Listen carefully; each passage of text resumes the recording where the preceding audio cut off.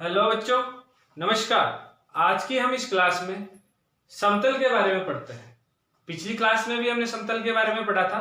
उसमें हम समतल की परिभाषा, समतल का व्यापक समीकरण और एक बिंदु से गुजरने वाले समतल का व्यापक समीकरण ज्ञात करने के लिए पढ़ा था।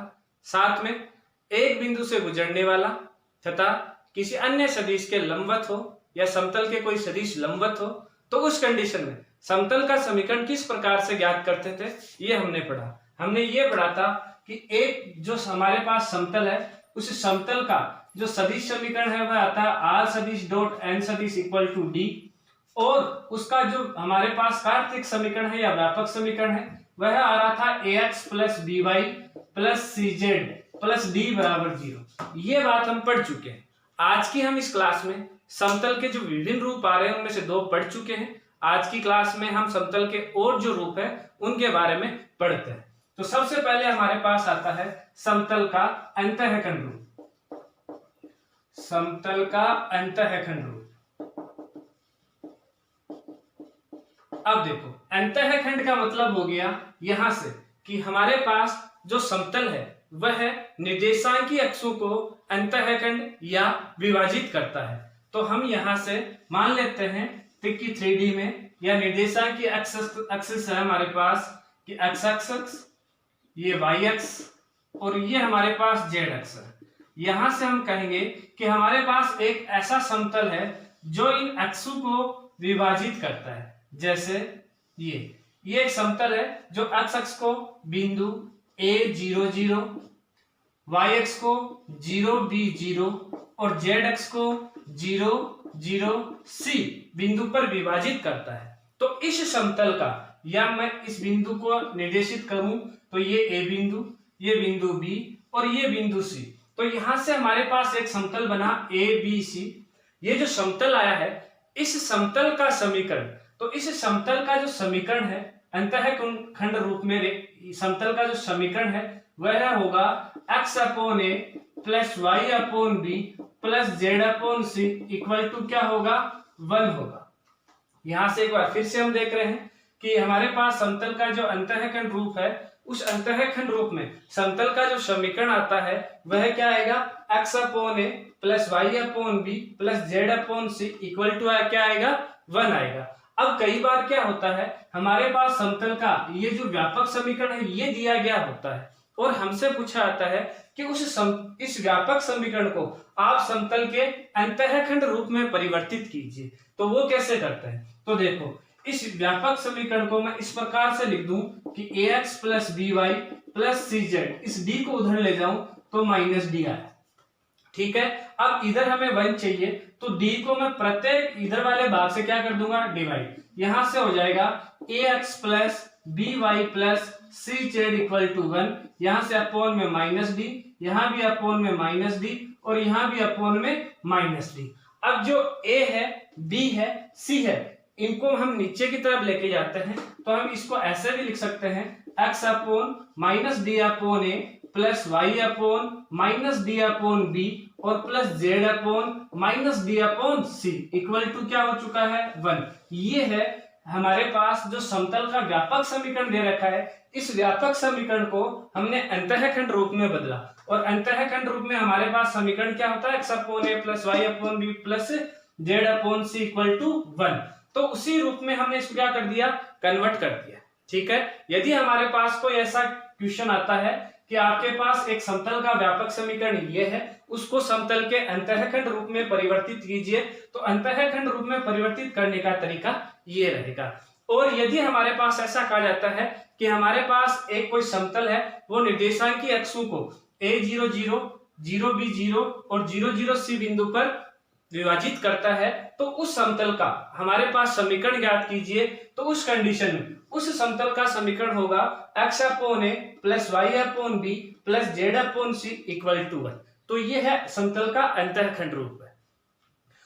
अब उसके बाद में अगला हम एक और टॉपिक लेते हैं, पॉइंट लेते हैं, और वो भी समतल का रूप ही है।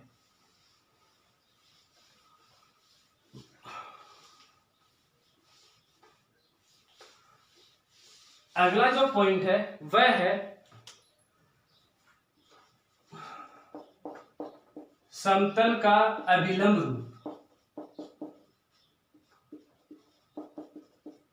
अब है हमारे पास समतल का अभिलंब, ठीक है।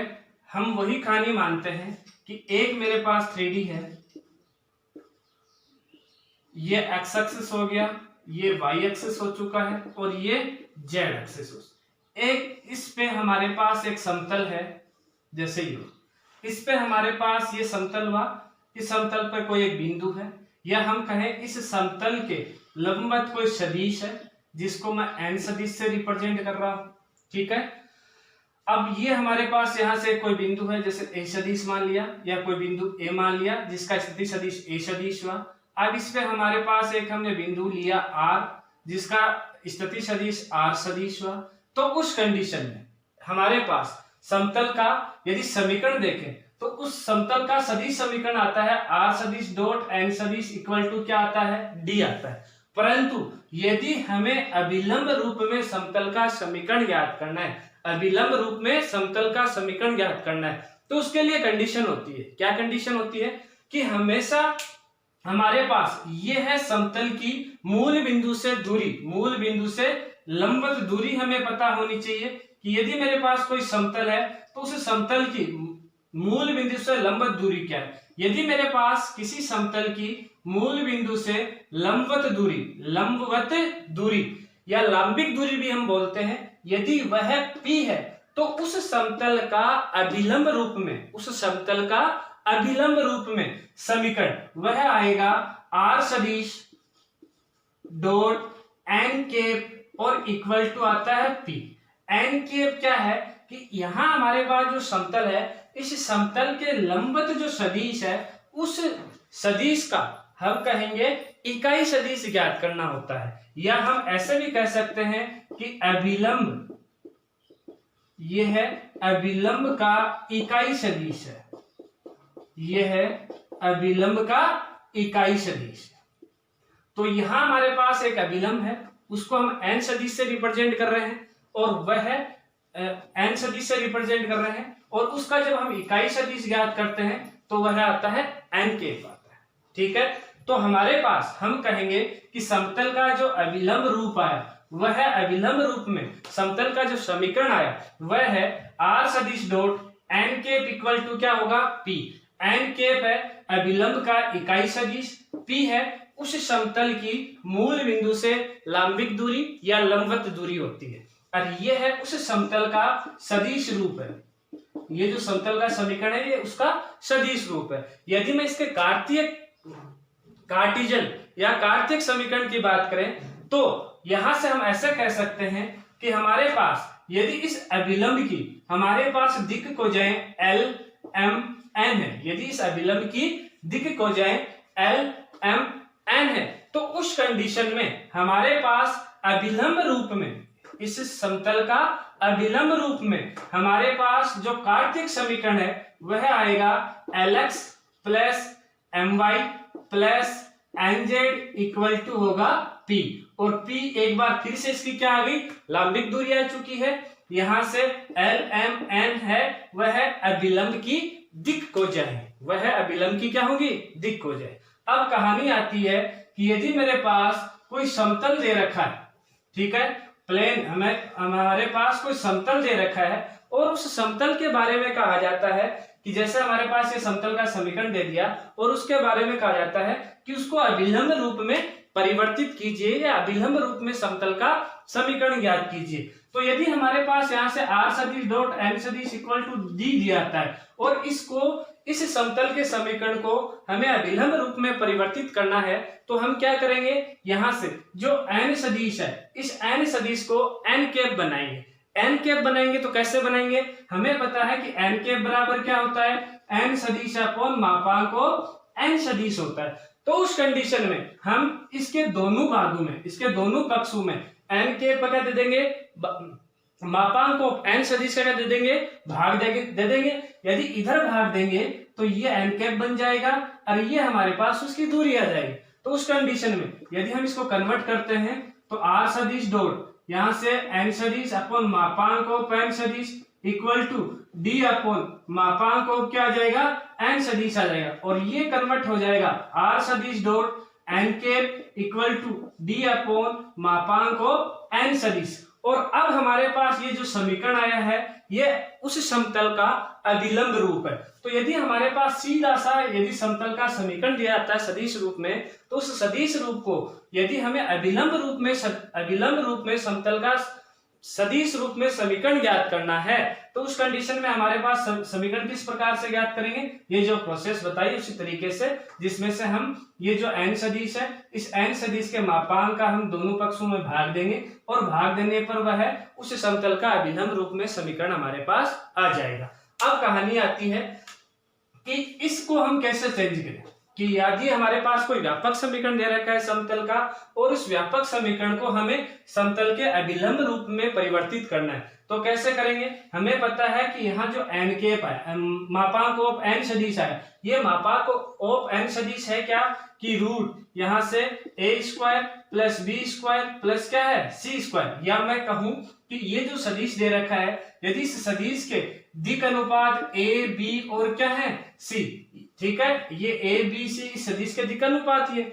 यदि यहां से हमारे पास इस सदिश के दिक अनुपात ए बी सी है, तो हम यहां से इसमें ये जो समीकरण दे रखा है इसमें root a square plus b square plus c square का भाग देंगे। भाग देने पर यहां से हमारे पास ये एल एम और एन में कन्वर्ट हो जाएगा, जो कि समतल का अभिलंब रूप होगा। कैसे, देखो जरा, यहां से यदि मैं इस समीकरण में इसका भाग देता हूं, तो यहां से आएगा ए अपॉन की root a square plus b square plus c square into x plus b upon की root a square plus b square plus c square into y plus यहां से देखें तो हमारे पास आएगा कि सी इंटू जेड अपॉन यहां से आया कि root a square plus b square plus c square plus या इक्वल में उधर ले जाऊं तो माइनस डी अपॉन यहां से आया कि root a square plus b square plus क्या आ चुका है सी स्क्वायर। ये क्या बन जाएगा एल।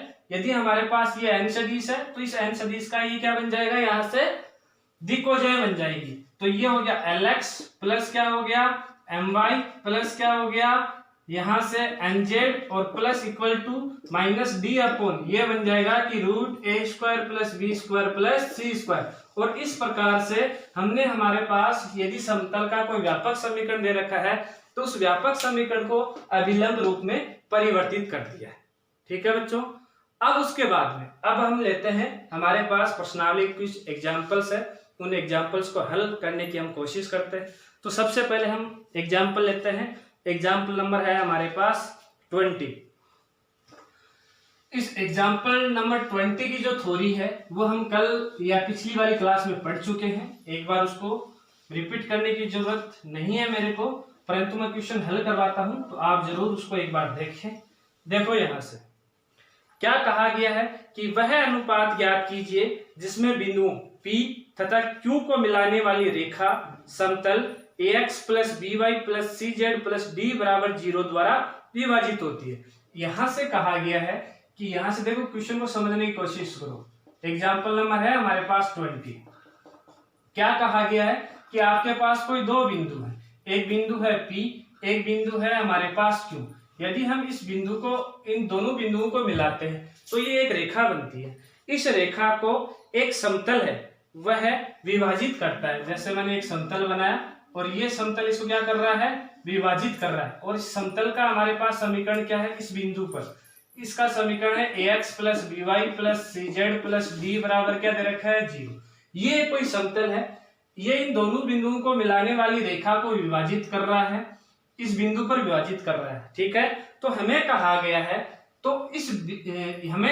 है तो वह अनुपात ज्ञात कीजिए कि ये जो समतल है इस मिलाने वाली रेखा को किस अनुपात में विभाजित करता है। मैं मान लेता हूं कि ये जो बिंदु है इस रेखा को लेमड़ा अनुपात 1 में विभाजित कर रहा है, लेमड़ा अनुपात 1 में विभाजित कर रहा है। ठीक है, तो यहां से हम देखते हैं बिंदु P के निर्देशांक हमें दे रखे हैं x1 y1 z1 और बिंदु Q के निर्देशांक है x2 y2 और z2। ठीक है, अब हम कहेंगे कि माना कि बिंदु P और Q को मिलाने वाली रेखा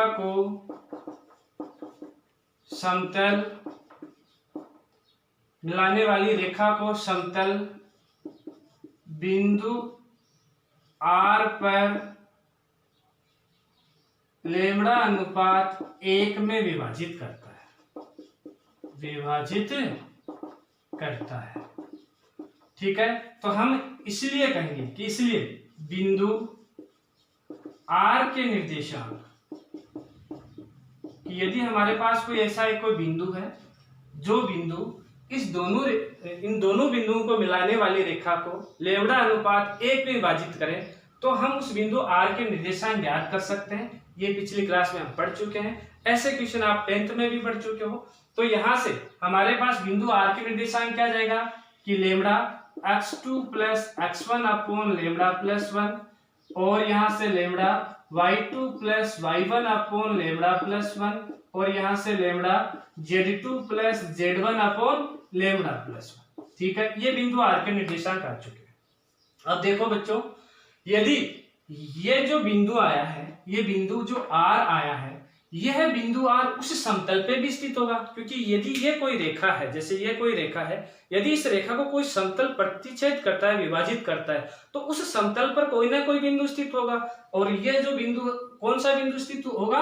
R बिंदु स्थित होगा। और यदि यह बिंदु R इस समतल पर स्थित हुआ, जैसे ये समतल है, तो इस समतल पर यदि यह स्थित हुआ, तो बताओ कि ये इस जो बिंदु है, इस बिंदु के निर्देशांक इस समतल के समीकरण को संतुष्ट करेंगे या नहीं करेंगे? बिल्कुल करेंगे। हम कहेंगे कि इसलिए बिंदु R पर समतल का समीकरण संतुष्ट होगा। अगर संतुष्ट होगा तो उस कंडीशन में हमारे पास जो x का मान, y का मान और z का मान, इस बिंदु R के x और y और z का जो मान है वह उस समतल के समीकरण में रख दिए जाएंगे। तो यहां से आएगा a इंटू कि lambda x2 plus x1 upon lambda plus 1, और प्लस b इंटू यहां से lambda y2 plus y1 upon lambda plus 1, और plus c into lambda z2 plus z1 upon lambda plus 1, और प्लस d इक्वल टू क्या आ चुका है? 0। अब देखो यहाँ सब में नीचे वाले में लेमड़ा आ रहा है, लेमड़ा को मैं इधर भी ले जा सकता हूं। तो यहां से हमारे पास ये बनता है कि a इंटू कि lambda x2 plus x1 plus b into lambda y2 plus y1 plus c into lambda z2 plus z1, और plus d into lambda plus 1 equal to क्या आया? 0।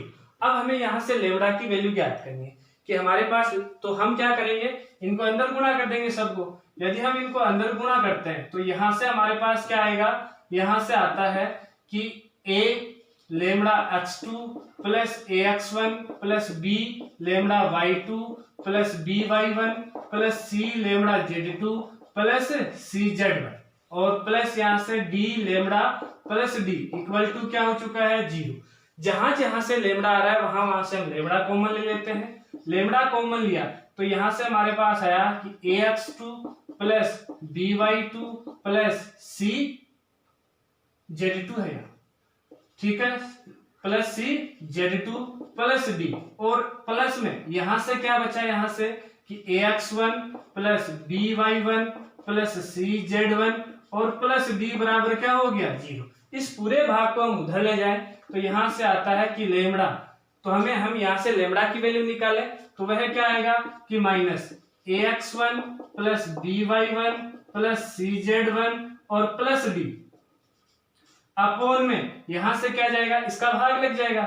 यह आया ax2 plus by2 plus cz2 plus d, और हमसे क्या पूछा गया था? हमसे क्वेश्चन में यह पूछा गया था कि वह अनुपात ज्ञात कीजिए। तो अनुपात हमने क्या माना था? लेमड़ा अनुपात 1। तो यहां से लेमड़ा की वैल्यू आ चुकी है। यदि मैं इसमें 1 का भाग देता हूं तो ये क्या बन जाएगा?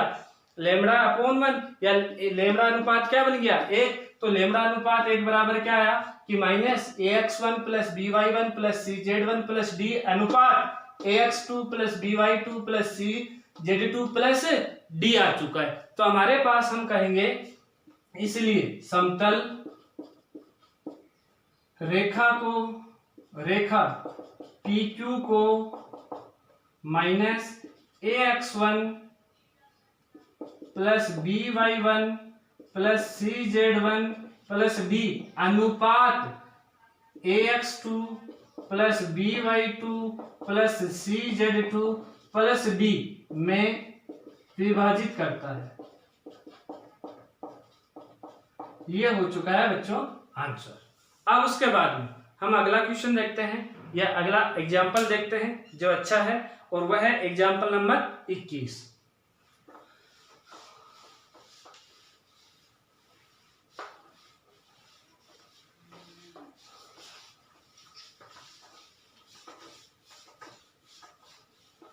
एग्जाम्पल नंबर 21 देखो क्या है हमारे पास कि वह अनुपात ज्ञात कीजिए जिसमें बिंदु P व Q को मिलाने वाली रेखा को निर्देशांकी तलों द्वारा काटा जाता है। कि हमारे पास कोई दो बिंदु हैं, एक बिंदु P है, एक बिंदु Q है, ठीक है, वही कहानी। यदि हम इन दोनों बिंदुओं को मिलाते हैं तो हमारे पास एक रेखा बनती है, वह रेखा है PQ। अब इस रेखा को हमारे पास निर्देशांकी तलों, अब देखो इसमें एक बड़ी बात, हमारे पास यदि मैं निर्देशांकी अक्ष बनाता हूं तो यहाँ से ये x अक्ष आता है, ये y अक्ष आता है, और यहाँ से ये हमारे पास z अक्ष आता है। अब हमें कहा गया है कि वह अनुपात ज्ञात कीजिए जिसमें इस रेखा को ये निर्देशांकी जो तल है, अब तल क्या होंगे, तल हमारे पास यहाँ तीन ही तल आ रहे हैं। कौन कौन सा तल आ रहा है? पहला तल आ रहा है XY तल, दूसरा तल आ रहा है हमारे पास YZ तल, और तीसरा तल आ रहा है वो कौन सा आ रहा है? XZ तल आता है। तीन तल है, कौन कौन से हैं? एक तो XY तल, दूसरा YZ तल, और तीसरा है ZX तल, या हम कह सकते हैं XZ तल, ठीक है। तो इनके द्वारा यदि हमारे पास इस रेखा को जब काटा जाता है, विभाजित किया जाता है, तो उस कंडीशन में हमें वह अनुपात बताना है। तो यदि यहाँ से मैं बिंदु P के निर्देशांक देखूं तो वह दे रखे हैं -2 4 7। यदि Q के निर्देशांक देखें तो वह दे रखे हैं हमारे पास यहाँ से 3 -5 और 8, ठीक है। तो पहली कंडीशन यहाँ से एग्जाम्पल नंबर कौन सा था? 21। तो इसके लिए पहली कंडीशन बनती है, हम कहेंगे कि हमारे पास जो बिंदु हैं,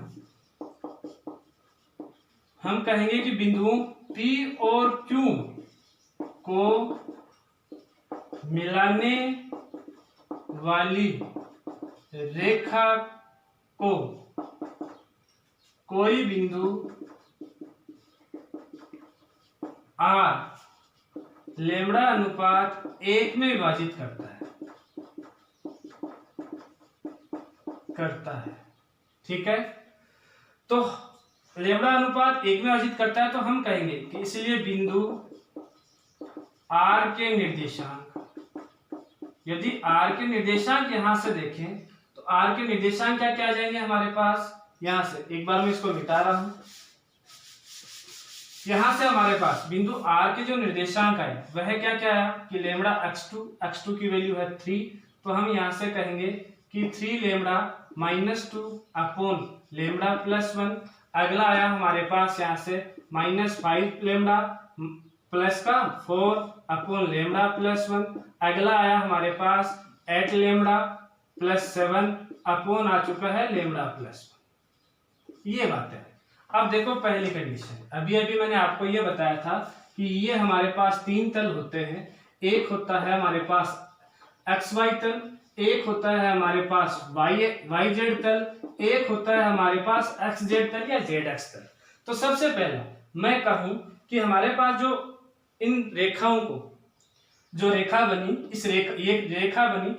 इस रेखा को XY तल R बिंदु पर प्रतिच्छेद करता है।